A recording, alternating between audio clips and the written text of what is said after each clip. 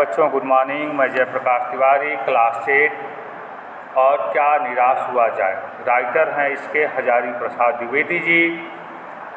कल तक हम लोगों ने पढ़ा कि इस संसार में बुरे लोग हैं, लेकिन इसका अर्थ ये नहीं हो जाता कि इस संसार में सभी बुरे हैं या संसार में सभी अच्छे हैं। तो इस संसार में सभी बुरे नहीं हैं तो संसार में सभी अच्छे नहीं हैं। कभी कभी ऐसी घटनाएं घटती हैं जहां हम यह अनुमान नहीं लगा सकते कि उस व्यक्ति का हमारे प्रति कैसा बर्ताव होगा, कैसा व्यवहार होगा। इसी कहानी को आगे बढ़ाते हुए राइटर कहना चाहता है कि दोषों का पर्दाफाश करना बुरी बात नहीं है। बुराई यह मालूम होती है कि किसी के आचरण के गलत पक्ष को उद्घाटित करके उसमें रस लिया जाता है। राइटर बताना चाहता है कि यदि हमारे अंदर कमी है तो उसको उजागर करना गलत बात नहीं है, लेकिन हमारे अच्छाइयों को भी गलत तरीके से पेश करना सबसे बुरी बात है। और दोषोद्घाटन को एकमात्र कर्तव्य मान लिया जाता है। बुराई में रस लेना बुरी बात है। राइटर ने कहा कि बुराई को उजागर करना बुरी बात नहीं, लेकिन बुराई में मज़ा लेना, बुराई में आनंद लेना, बुराई में रस लेना बुरी बात है। अच्छाई में उतना ही रस लेकर उजागर न करना और भी बुरी बात है, और किसी के अच्छाई को दबा देना ये और भी गलत बात है। सैकड़ों घटनाएं ऐसी घटती हैं जिन्हें उजागर करने में लोकचित्त से अच्छाई के प्रति अच्छी भावनाएं जगती हैं। एक बार रेलवे स्टेशन पर टिकट लेते हुए गलती से मैंने 10 के बजाय 100 रुपये का नोट दिया और मैं जल्दी गाड़ी में आकर बैठ गया। थोड़ी देर में टिकट बाबू उन दिनों के सेकेंड क्लास के डिब्बे में हर आदमी का चेहरा पहचानता हुआ उपस्थित हुआ। उसने मुझे पहचान लिया और बड़ी विनम्रता के साथ मेरे हाथ में 90 रुपये रख दिए और बोला, यह बहुत गलती हो गई थी, आपने भी नहीं देखा, मैंने भी नहीं देखा। उसके चेहरे पर विचित्र संतोष की गरिमा थी। मैं चकित रह गया। राइटर बताना चाहता है कि जब मैं टिकट कटा करके रेलवे के बोगी में गया, ट्रेन के बोगी में गया, तो मैंने उसे 100 रुपये दिए थे, जबकि 10 रुपये का ही टिकट था और मैंने गलती किया था। उस व्यक्ति की ईमानदारी को व्यक्त करते हुए राइटर बताना चाहता है कि उस ईमानदार व्यक्ति ने 90 रुपये ट्रेन के डिब्बे में आकर के वापस किए।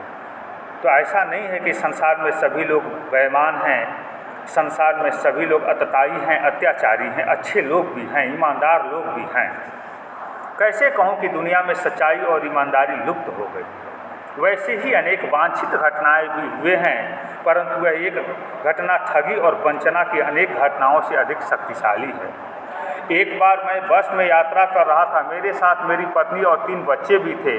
बस में कुछ खराबी थी, रुक कर चलती थी।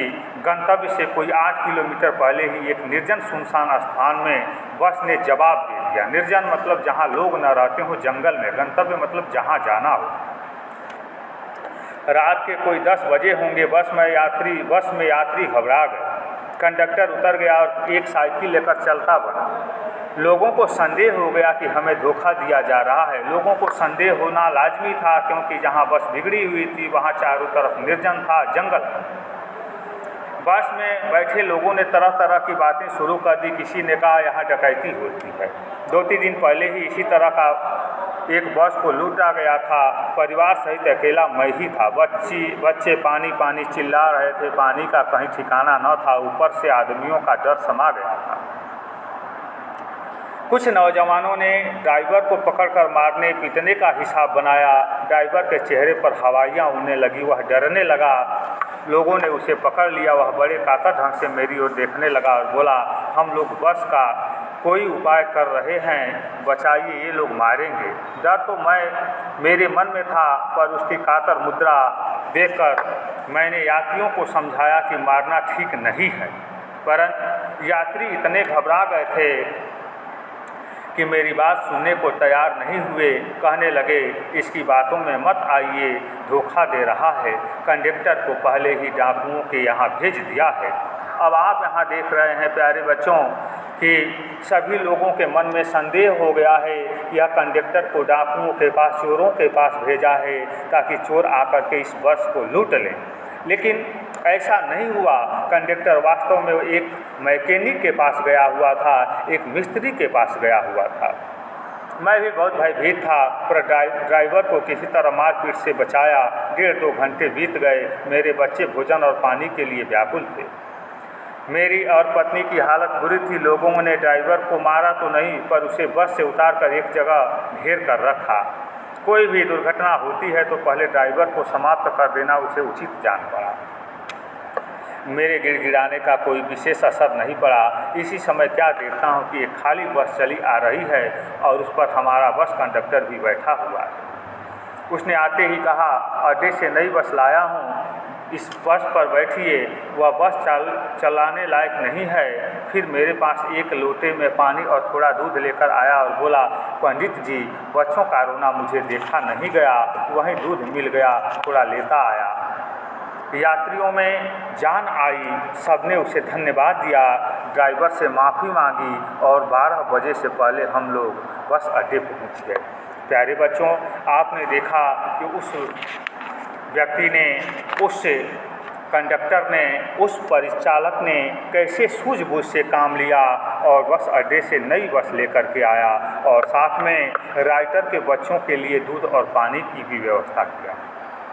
कैसे कहूँ कि मनुष्यता एकदम समाप्त हो गई। राइटर पूछ रहा है कि मैं कैसे कह दूँ कि मनुष्यता बची ही नहीं है।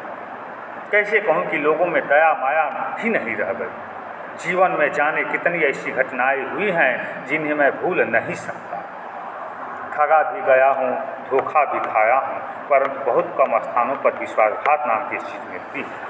राइटर कह रहा है कि मैं समाज में ठगा भी गया हूँ, लोगों ने मेरे साथ धोखा भी किया है, लेकिन मेरे साथ कभी विश्वासघात नहीं हुआ।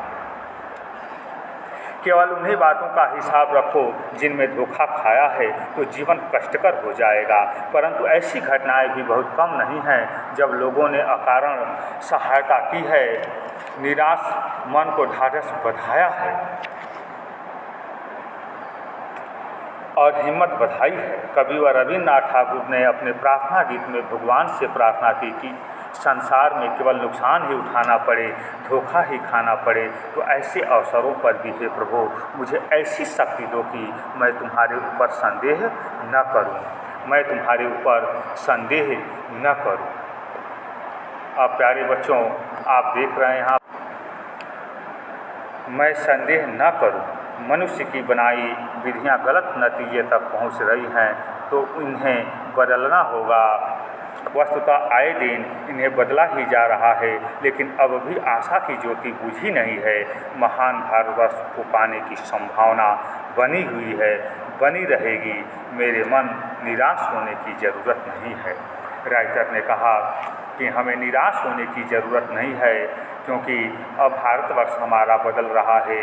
इस तरह की घटनाएं, वैमनस्य की घटनाएं कम होती जा रही हैं। हमें सबको एक समान नहीं देखना चाहिए कि सभी लोग चोर हैं या सभी लोग अच्छे हैं।